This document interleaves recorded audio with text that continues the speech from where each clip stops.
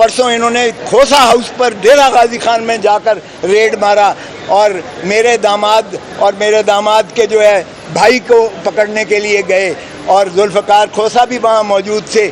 انہوں نے نکل کے پھر گالیاں دیں. بعد میں پتہ چلا وہ کسی اور ایجنسی کے ہیں اور ان کو چھوڑ دیا گیا.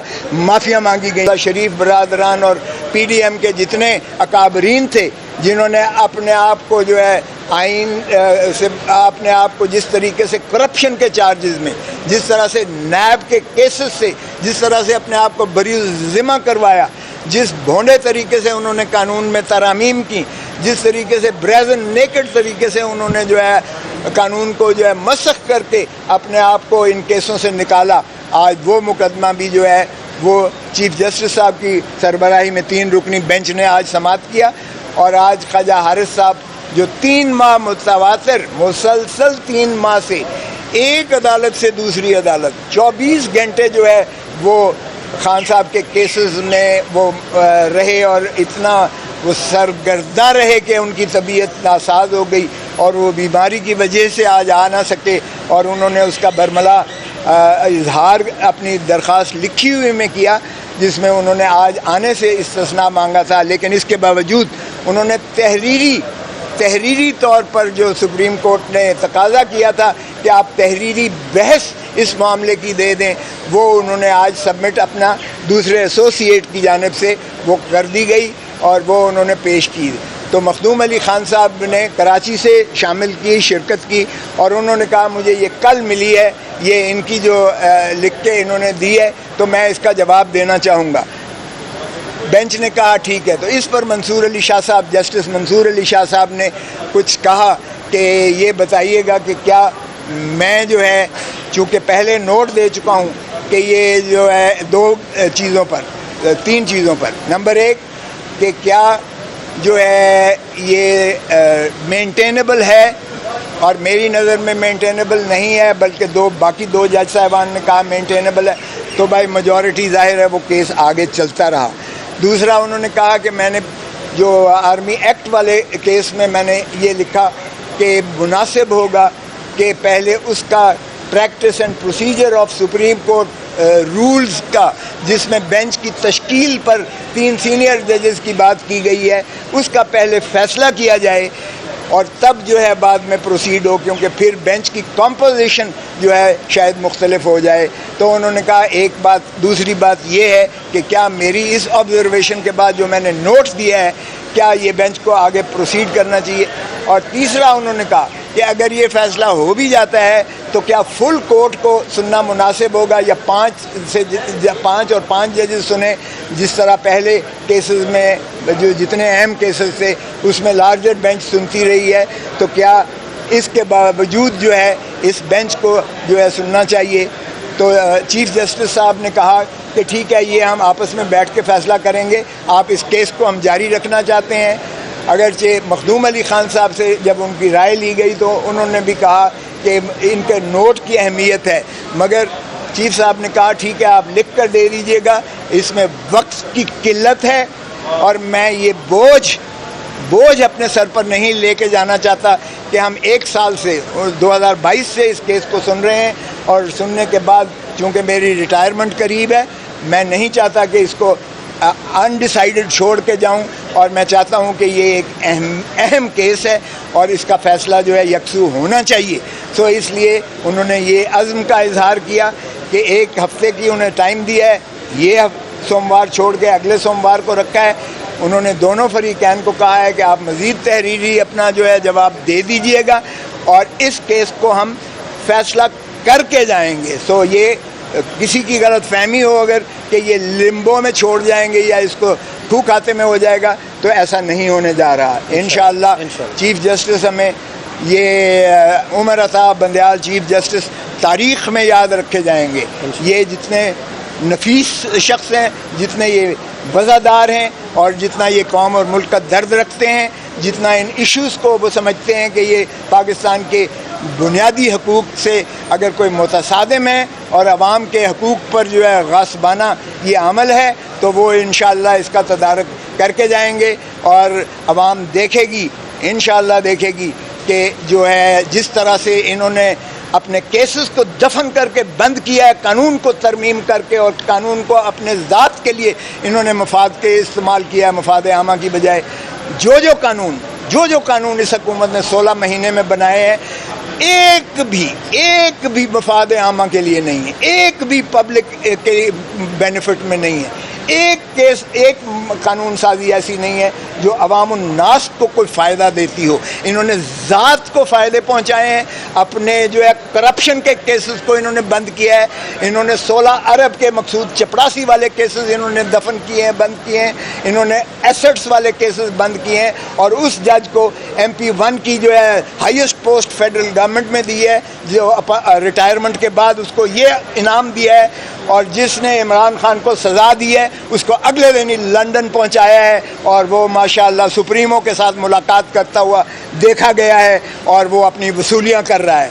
تو اگر اس قسم کی جوڈیشل جو ہے یہ ہمارے ڈاکے مارے جاتے ہیں، پاکستان کے عوام کے جیبوں پر مارے جاتے ہیں، تو یہ نہ کوئی قانون جو ہے اس کو کا جواز بنتا ہے، اور انشاءاللہ عدالتیں جو ہے بنیادی حقوق کا تحفظ کریں گی، آئین کی پاسداری کریں گی، اور ہمیں یہی یقین ہے کہ رول آف لا اس ملک میں پریویل کرے گا، اور عوام کو جو ہے جمہور کو اپنا جمہوری حق ملے گا۔ سر یہ بتائیے گا کہ کل الیکشن کمیشن نے 90 دن میں انتخابات نہ کرانے کا اعلان کرتے ہوئے کہا ہے کہ نئی حلقہ بندیاں ہوں گی۔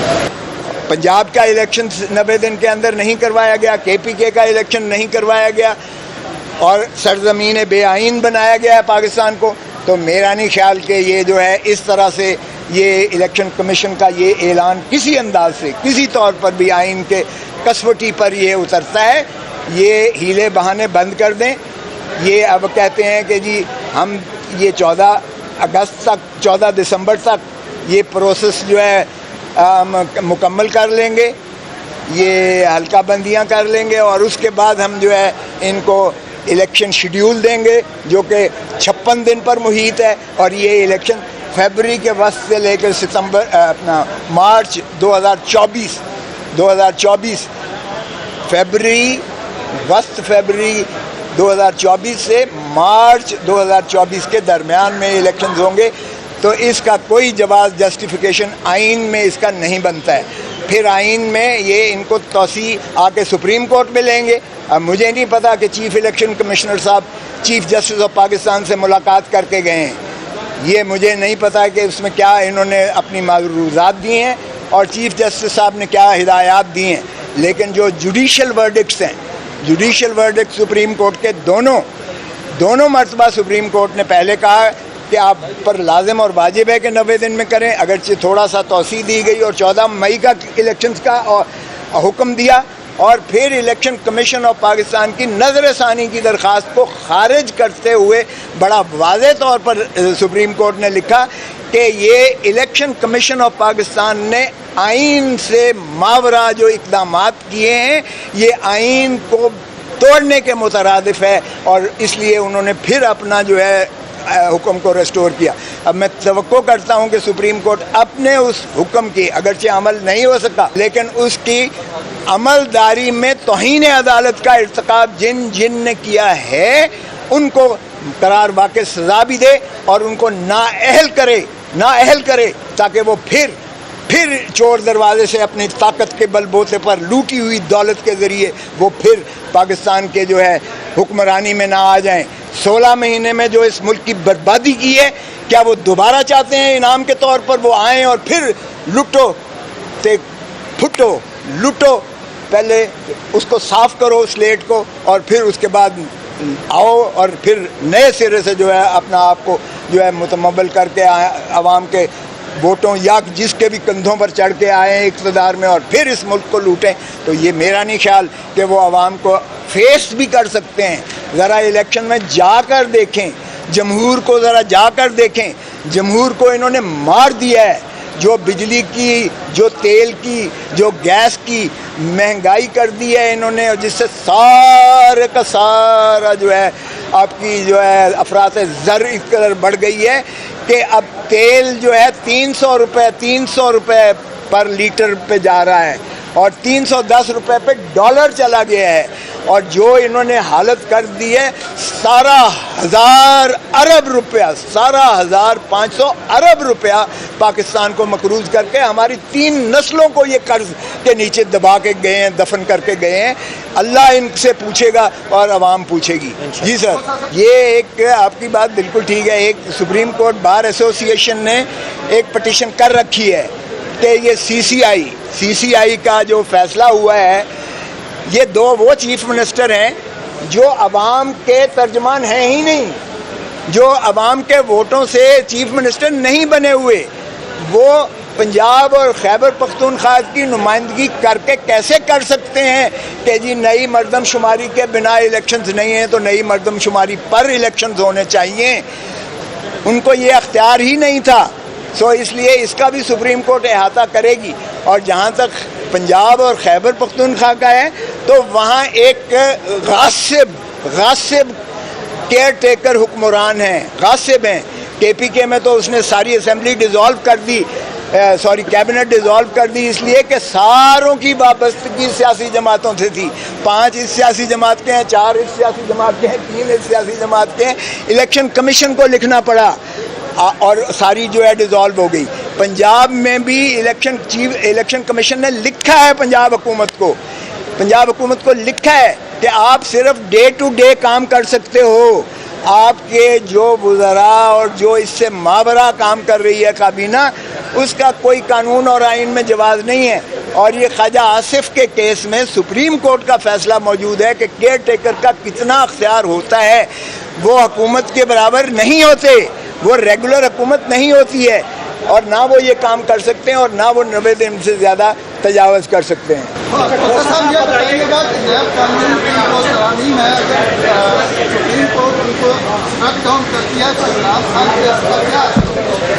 دیکھیں, عمران خان پہ اس کا اثر یا نہ اثر سے مجھے کوئی سروکار نہیں ہے. میرا سروکار یہ ہے کہ قانون کے مطابق, آئین کے مطابق ہونا چاہیے. اگر انہوں نے بدنیتی سے پی ڈی ایم نے اپنے کیسز سے نکلنے کے لیے راہیں ہموار کی ہیں اور 50 کروڑ سے اوپر والے سارے کیسز کو جو ہے دفن کر دیا ہے, تو 50 کروڑ سے نیچے والی کرپشن ہی نہیں ہے ان کے مطابق.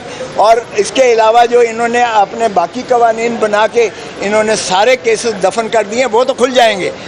عمران خان پر کیا اثر ہوتا ہے, کیا اثر نہیں ہوتا ہے, وہ عمران خان کا کیس آئے گا تو اس پر جو ہے دیکھا جائے گا. یا آپ کو اسپیسیفک کیس بتائیں تو میں آپ کو بتاؤں کہ اس پر کیا ہوگا. اور جی 90 دن کا ریمانڈ بھاڑ میں جائے, 90 دن کا ریمانڈ کرتے ہیں یا جو کرتے ہیں. اب تو 90 دن کا اب تو ضرورت ہی نہیں ہے ان کو. اب تو اللہ واسطے اٹھا کے لے جاتے ہیں. اور کون سا 90 دن اور کون سا, پہلی دفعہ تاریخ میں ہوا ہے 100 سال میں آج تک کھوسا ہاؤس ڈیرہ غازی خان میں کسی نے ریڈ نہیں مارا ہے, کسی نے چادر اور چار دیواری کو تحفظ کو پامال نہیں کیا ہے. 100 سال ہو گئے ہیں, انگریز نے بھی نہیں کیا تھا, کیونکہ کھوسا قوم ایک ایسی طاقتور قوم ہے جو انگریز کے خلاف بھی لڑتی رہی اور ان کے خلاف بھی سرنڈر نہیں کیا. کل پرسوں انہوں نے کھوسا ہاؤس پر ڈیرہ غازی خان میں جا کر ریڈ مارا اور میرے داماد کے جو ہے بھائی کو پکڑنے کے لیے گئے, اور ذوالفقار کھوسا بھی وہاں موجود تھے. انہوں نے نکل کے پھر گالیاں دیں. بعد میں پتہ چلا وہ کسی اور ایجنسی کے ہیں اور ان کو چھوڑ دیا گیا, معافیاں مانگی گئیں. لیکن کیا یہ کبھی ہوا ہے کہ اس طرح سے در و دیوار توڑ کر پھلانگ کر آپ نے سارا جو ہے گھر میں گھول گپاڑا کر کے توڑ پھوڑ کر کے لائسنسی اسلحہ سارا جو صدیوں سے پڑا ہوا تھا, جو میراث ہوتی ہے ایک تمندار کی, ایک چیف کی میراث ہوتی ہے, وہ بھی اٹھا کر لے گئے. تو یہ آج کل تو انہیں ضرورت ہی نہیں ہے 90 دن کی, بھائی ویسے ہی اٹھا کے لے جاتے ہیں. اب آپ کا بتائیں عمران ریاض کدھر ہے کدھر ہے بتائیں آپ, اس کا کوئی 90 دن کی بات ہے؟